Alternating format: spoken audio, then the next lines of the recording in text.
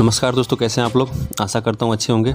दोस्तों आज हम बात करने वाले हैं पावर के पावर हाउस के बारे में, अमेरिका के पावर हाउस के बारे में। हाँ दोस्तों, आपने सही सुना।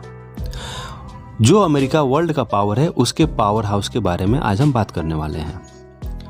जो अमेरिका से हजारों किलोमीटर दूर है परंतु उसकी धड़कन अमेरिका के लिए है, जहां अमेरिका ने अपने देश से भी ज़्यादा गोला बारूद एवं डिफेंस सिस्टम, लड़ाकू विमान, मालवाहक विमान तैयार कर रखा है। दोस्तों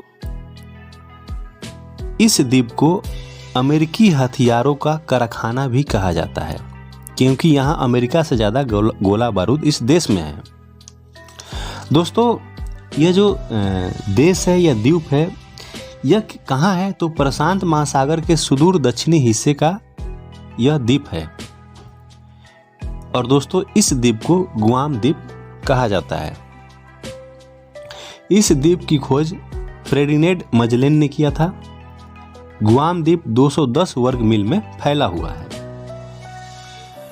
दोस्तों गुआम द्वीप अमेरिकी नेवी डिपार्टमेंट के अंतर्गत आती है और इस द्वीप पे अमेरिकी एयरफोर्स का एंडरसन एयरफोर्स बेस है। अमेरिकी एयरफोर्स बेस पर B-52 बमवर्षक और लड़ाकू विमान तैनात हैं। गुआम बेस पर अमेरिका की सबसे तेज और हाई टेक्नोलॉजी के फाइटर विमान हैं। अमेरिका ने यहाँ हाई फ्रीक्वेंसी के रडार सिस्टम भी लगा रखा है। अमेरिका ने B-1B, B-2 और B-52 बम्बर्स लड़ाकू विमान की तैनाती कर रखा है। गुआम में जो अमेरिका का नेवी बेस है वो गुआम द्वीप के दक्षिणी पश्चिमी हिस्से में है। यहाँ परमाणु शक्ति से लैस युद्धपोत तैनात हैं। गुआम में करीब 7,000 अमेरिकी सैनिक अपने परिवार के साथ रहते हैं। दोस्तों अभी क्या है, अभी चीन ताइवान आमने सामने है। इस खतरनाक स्थिति में गुआम का रोल बहुत महत्वपूर्ण हो जाता है। चीन से गुआम की दूरी 5,000 किलोमीटर है और अमेरिका की दूरी 12,000 किलोमीटर, यानी गुआम चीन से बेहद नज़दीक है।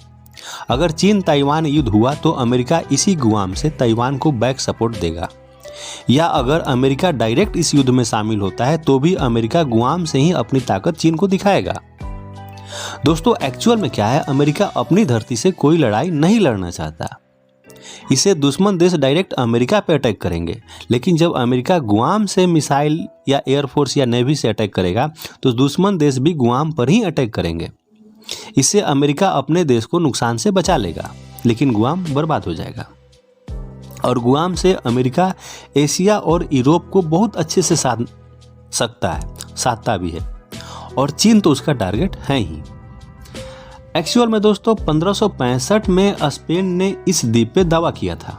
1898 तक इस द्वीप पे स्पेन का अधिकार रहा, लेकिन युद्ध के बाद स्पेन और अमेरिका के बीच पेरिस संधि हुई और गुआम अमेरिका के हाथ में आ गया। तब से आज तक यह अमेरिका के पास ही है। द्वितीय विश्व युद्ध के समय 1941 में पर्ल हार्बर हमले के बाद गुआम पर जापान का अधिकार हो गया था, लेकिन युद्ध के बाद जापान के हारने के बाद फिर से यह अमेरिका के पास चला गया। तब से गुआम अमेरिका के नेवी डिपार्टमेंट के अंतर्गत है। एक्चुअल में 1950 में ही अमेरिकी कांग्रेस ने ऑर्गेनिक एक्ट ऑफ गुआम पास किया और वहां के नागरिकों को अमेरिकी नागरिकता दे दी थी। लेकिन गुआम के लोग अमेरिकी राष्ट्रपति चुनाव में वोट नहीं कर सकते। 1970 में पहली बार गुआम में एक गवर्नर को चुना गया था और 1972 के बाद से अमेरिका के हाउस ऑफ रिप्रेजेंटेटिव्स में गुआम का एक नॉन वेटिंग डेलीगेट रहता है। दोस्तों गुआम को मिनी अमेरिका भी कहा जाता है। यहाँ के लोगों के पास नागरिकता है अमेरिका की, लेकिन ये लोग बहुत सुखी संपन्न नहीं है और ना इनके पास बहुत अधिकार है।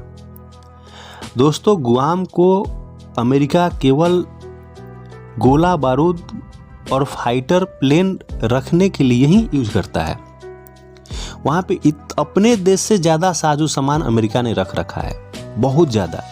इसीलिए गुआम को अमेरिका का पावर हाउस कहा जाता है। दोस्तों अगर ये वीडियो अच्छी लगे तो वीडियो को लाइक एवं सब्सक्राइब करें।